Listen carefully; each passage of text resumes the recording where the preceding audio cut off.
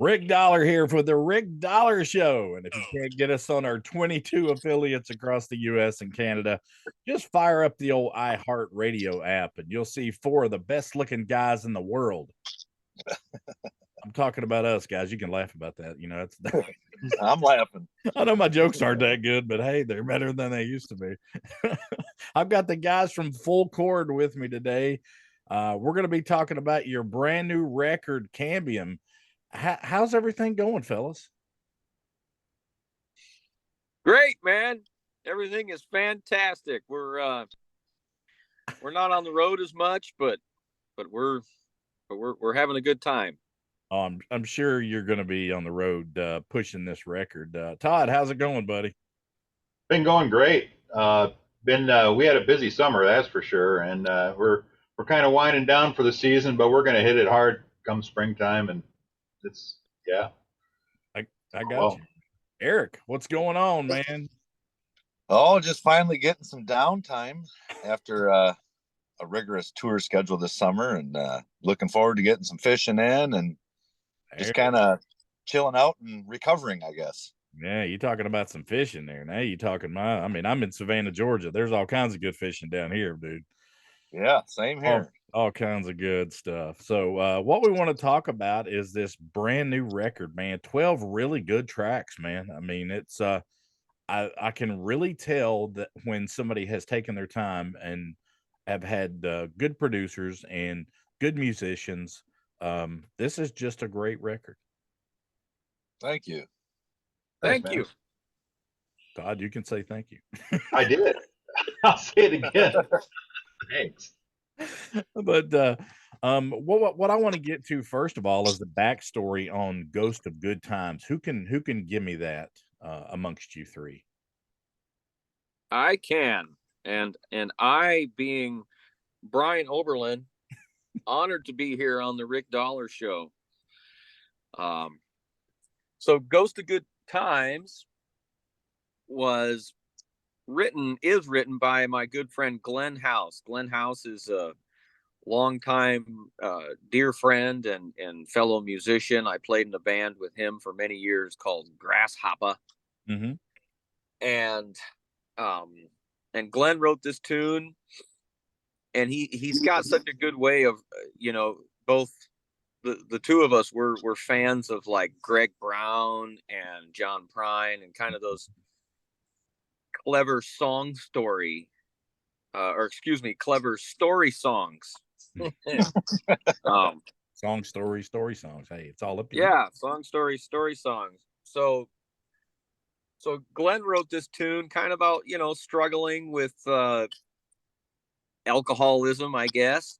Mm-hmm. And I always loved it, playing it with him. He does it pretty slowly, kind of a folk ballad-ish. I wouldn't call it a ballad, but it's a slower folky tune. Mm-hmm. So I've always wanted to do a Glenn House tune, so we just put some speed on it, and it works. Yeah, no doubt about it. Great tune, no doubt about it. That's the first one that really got my attention when I started listening to the record, and then of course, the second cut we want to talk about is, first of all, I want to know whose idea it was to bring in a great Steely Dan tune. Who was that? Who did that? Who's going to take credit for that? Well, I think I brought the arrangement to the group. I remember me and Katie, our manager, Katie Kirchner, we were talking about, we're always talking about different tunes to bring into the band. And she mentioned Steely Dan once, and I had been thinking about it as well. So I arranged a couple of tunes, Reelin' in the Years and Josie. And I think there was one other.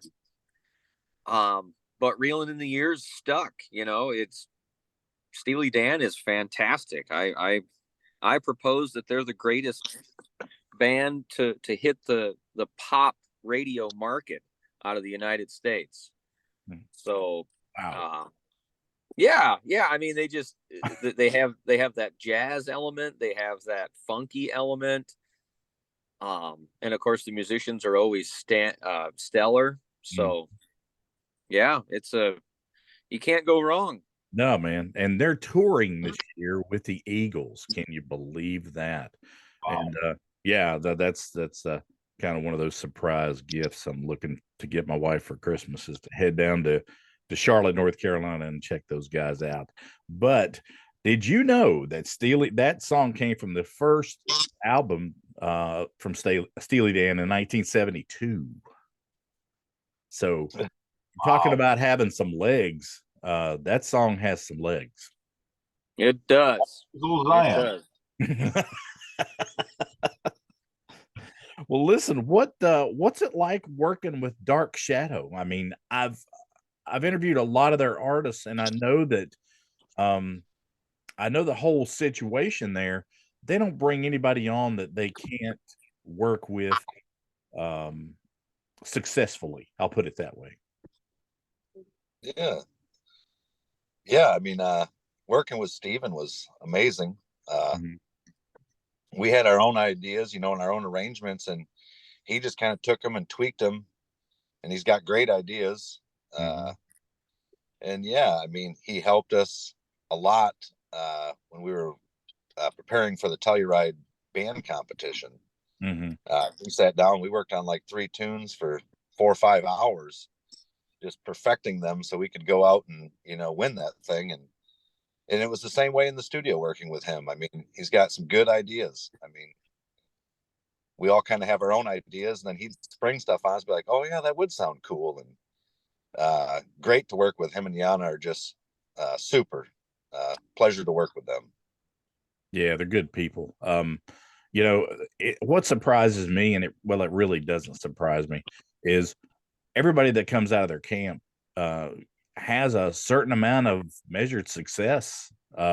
Just simple fact that they're easy to work with, and I think the synergy with who they are and what they do is just something that if you can grasp onto that as a band and work with those guys, who knows? I mean, the sky's the limit. You could do a lot of things.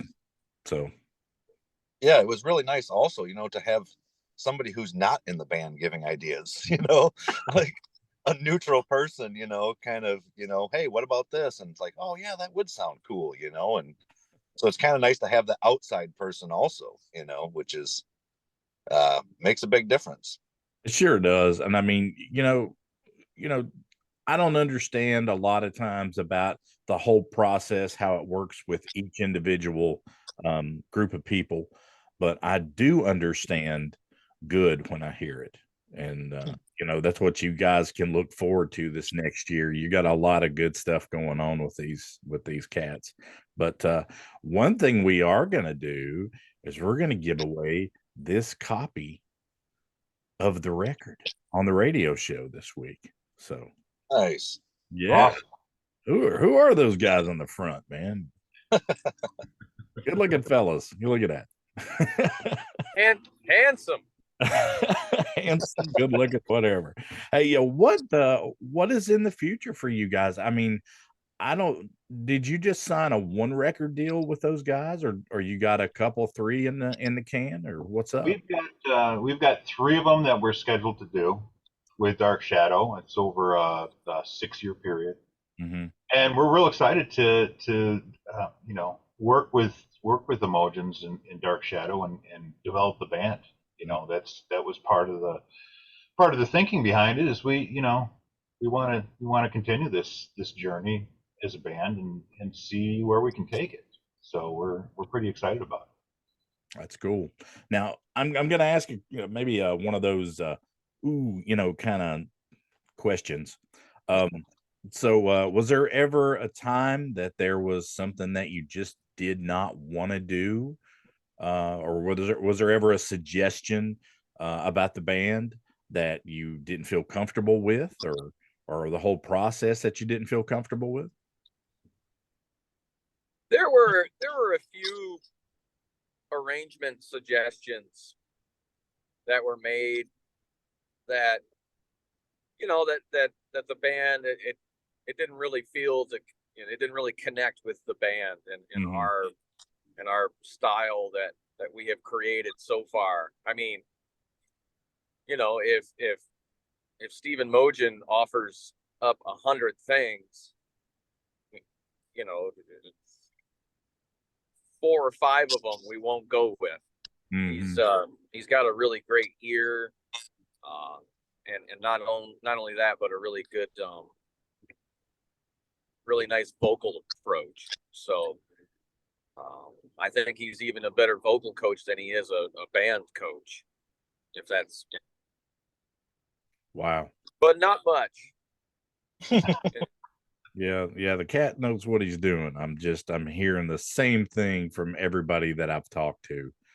It's I guess to be a fly on the wall for a guy like me would be just a dream, to sit there and watch a little bit of this thing happen, you know? And if you guys didn't film any of this, you're crazy. You probably should have. So you're looking to be full-time Dark Shadow artists for a while, and you've got some ideas, I'm sure, for the next record already.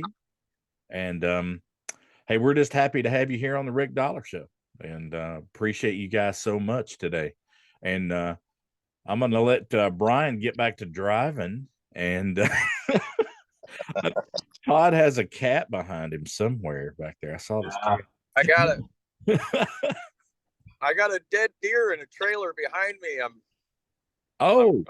going over to Eric's house. We're going to process it. Ah, sounds good. Well, guys, you can always, send a little jerky my way. You know what I'm saying? Yeah. Nothing screams Michigan like processing a deer. Exactly. You almost ran over one coming in the neighborhood last night, and I was like, "Oh, there's a doe." Oh. Yeah. We call it speed beef up here. Well, we'll call it on that one. Okay, that was a good joke, but that was okay. You guys have a good day, man. All of you, Eric, Todd, Yes. Brian, thanks for sitting down with me. And you guys are full chord bluegrass, and we appreciate you being on the show. And we are going, like I said, to give away a copy of this new record today. Okay. Sweet. Yeah. All right, guys. See you later. Thanks Check so us much, out. Rick. All right. Check us out Thank on you, listeners. foodtour.net. Thank you, listeners.